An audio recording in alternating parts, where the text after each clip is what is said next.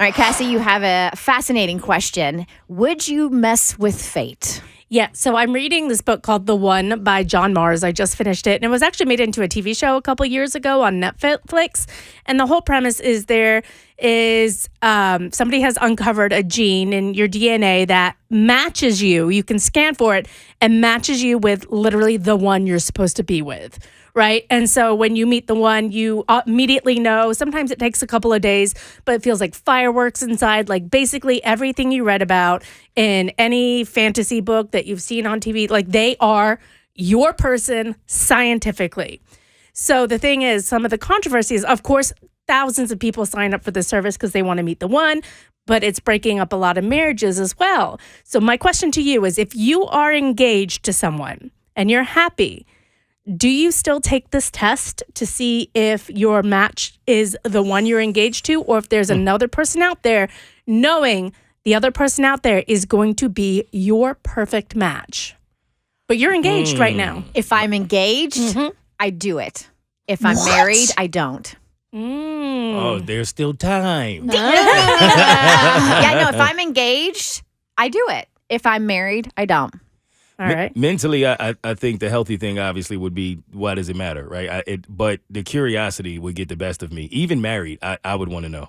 I would want to know either way. Just to know. I would want to know. I would, like, if that information was available to me, I would certainly want to know if I married my person. Because in the book, some of the married couples take it and they are matched. See, I would want to know that. Heck no, I'm running down that aisle. You put a ring on my finger, I'm getting the dress. No, I'm just happy to be there. Like, it took me this long to find you. It took me this long to trick a man into loving me. I don't want anything to mess it up. Now, since I don't have anybody in my life, I kind of want to do it. But at the same time, like, how big is the database? You know what I mean? Because, like, are they only matching you with people that have done the test? Because then I feel like, okay, that's not really accurate because you're just surveying however many people have actually done the blood thing or whatever. So that's part of it too. So the database is huge because like tens of thousands of people are signing up daily. So you might find your match within a day or it might be a year. And also you both have to agree to exchange information. So if Mo is married and, you know, signs up to find his match and he doesn't get a notification and then you sign up and all of a sudden you two are matched, you're going to get a notification that your match is online. But Mo might be like, you know what, I'm married. I'm not messing with my marriage. So then you know your person is out there in the world and you can't ever have them until Mo decides that he wants to pursue that relationship. Right? It gets sticky, and that's why the book is so good. This is a romance novel waiting to happen. Oh my God, there's so many more in this. It's called The One by John Mars. One dude is engaged and he gets matched to another guy, and he is straight as an arrow. Yeah, it's fascinating. Really, Abby? Really? Really? All right. You having a time this month. I have been humiliated on this show so many times. I deserve 8 apologies. I deserve 28 apologies. And did you need to apologize to yourself? No. Stop shaming me in the town square. The U.S. education system needs to apologize to Abby. All right. So we just had a conversation on the air about what, Cassie? It's a book called The One by John Mars, and the whole point is a scientist uncovers a gene in your DNA that you can get screened for, and it matches you with the one you're meant to be with romantically in your life.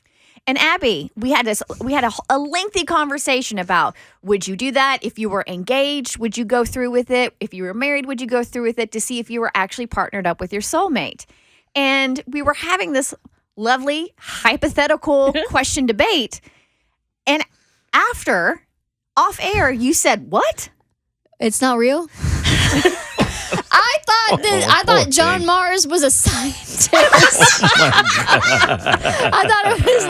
thought he was like John Gottman or something. And you could do like a blood test or whatever, and then your DNA. Yes, I was like, person, man. I was like, they're gonna put Hinge out of business. I was like, why wouldn't people do this? As someone who loves like just, I don't know, getting things right, I was like, man, I want to do that. I want to find my perfect gene match, and then it's not real.